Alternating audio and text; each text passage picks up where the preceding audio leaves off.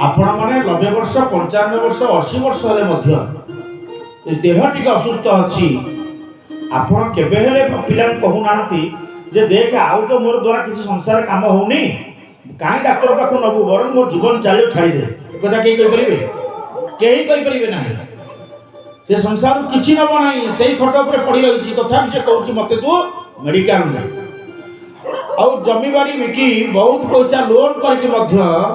आमे से वयस्क लोक बचाई आईसीयू रे वेंटिलेटर लगे पर्यंत पैसा खर्च करूँ अर्थात मनीष बंचा दरकार मनीष बंचा दरकार सत ना मरवाटा सत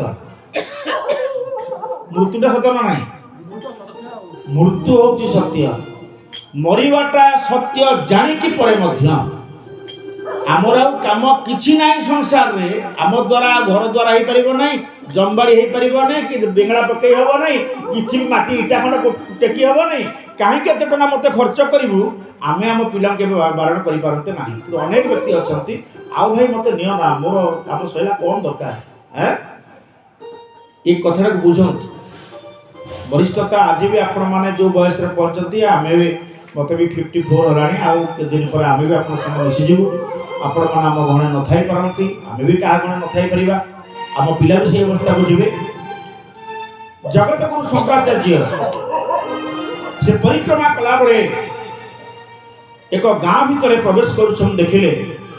गाँ दांडे मुंदुरा मुंदुरा बुझीपार ना ना मुंदुरा जो हिंस कह जाए से मुंदुराटा तले पड़ी अरुआ चाउल सुखाई वयोवृद्ध व्यक्ति गोटे बाड़ी धरी अंटा नई गलानी से अरुआ चाउल को करे पारा एवं बणी खाईजे से बाड़ी धरिकी चढ़ई मानक घर उठी एवं घर बारंबार तांकर पत्नी अंटा नई गलानी से किसी जल धरिकी डाकुचंती अरे शीघ्र आस पानी पी दे जा यही भाव में कथबार्ता बुढ़ी करुला बेले बुढ़ा कौच चाउल खाईजे चढ़ई जगी जगत गुरु शंकराचार्य से दे अटकी गले बोले अरे वृद्ध किम करोसी संस्कृत पचार हे वृद्ध तू कौन करुछु बाबा आप देखी पार ना अरुआ चाउल गुड़ा को जगी काले चढ़ई खाई तुम्हें जगिच कौन पाई जगिच ना आगु कहूँ कार्तिक मास मोर 3 पुओ 3 बहु से बाहर अच्छा से समस्ते खबर देइचंती कार्तिक मासरे से आमिष पाइबे एवं हविषान्य भोजन करेंगे तेणु जमी गाँव जी जमबाड़ी थी भाग देती भागुआ तार जो धान अरुआ चाउल आमको देती सुखे आम बुढ़ा बुढ़िया को सहित रखीचु 3 पुओ पाखु बाटिक दबु से जगत गुरु हसिले बयस केते हेलानी ना बयस बहुत अंटा नईले महाराज ना आखि की ना देखा जाऊ ना गोटे आखि ऑपरेशन होता चश्मा पिंधले दीटा आखि आगे ऑपरेशन होती बुढ़ीरा ऑपरेशन ना केश काश तुम केश देखिलानी ना केश देखिबार समय होबे नाही केश आगु देखुली दुर्भग थी केश देखुली दर्पण ना एबे तुम केश मु देखुची बोले केश काश स्तबक विकास तुम केश गुड़ाक काशतंडी फूल भाया धड़ा जो मौसा बस आठुरा दे देख केश को देख से सार केश को देख बोले केश काशतंडी फूल भाया धड़ा काशतंडी फूल आप नई हुए हाँ से काशतंडी फूलर रंग जहा से केशर रंग से केश काश स्तबक विकास काय प्रकटित करभ विलास कहले हे बुद्ध तुम केश गुड़िक काशतंडी फूल भाया धड़ा होगलानी आउ तुम शरीर काय प्रकटित करभ विलास करे गध आप गध देखिए गध पिठी जमी नोचा कोचा होता वयस्क लोक मान शरीर से चमड़ा गुड़ाक से नोचा कोचा काय प्रकटित करभ विलास चक्षुरुदग्धम पराटकल्पम आखि दीटा एक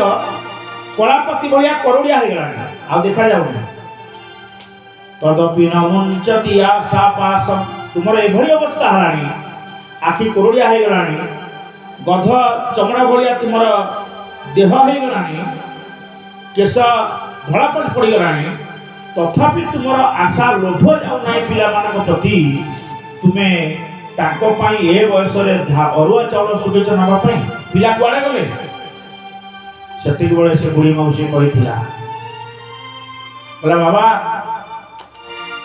जमीदार घरे शगड़ टाणी टाणी ये जगत गुरु शंकराचार्य जीवन पढ़े पढ़ा दरकार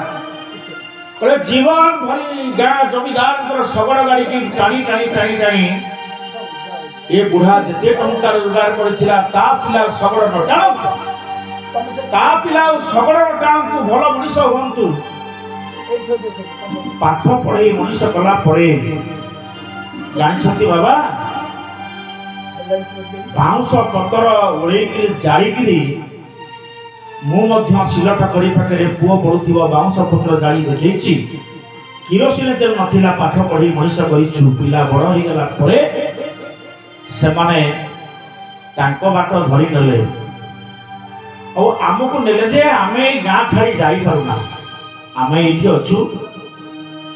और तांको पई व्यवस्था करूछु सेवा ना जड़े किसी दरमा नौ से आसी रोषे कर औषध पत्र दे जाऊँगी सी आम संपर्क दरमा पिला दौरान वास्तव चित्र तुम बुढ़ी कहला जगत गुरु शंकराचार्य से प्रत्यावर्तन करते मु लिखी मोहमुद्गर मोहमुद्गर लेखा तुम से आरंभ होता ये संसारी मनीष तू जो मोहग्रस्त पड़ीचु निजको बुझ भज गोविंदम भज गोविंदम गोविंदम भज मूढ़मते भज गोविंदम भज गोविंदम गोविंदम भज मूढ़मते पुनरपि जन्मम पुनरपि मरणम पुनरपि जननी जठरे शयनम पुनरपि जन्मम पुनरपि मरणम पुनरपि जननी जठरे शयनम कालो क्रीडति गच्छति वायु तदपि न मूर्छति आशा वायु भज गोविंदम भज गोविंदम भज गोविंदम मूढ़मते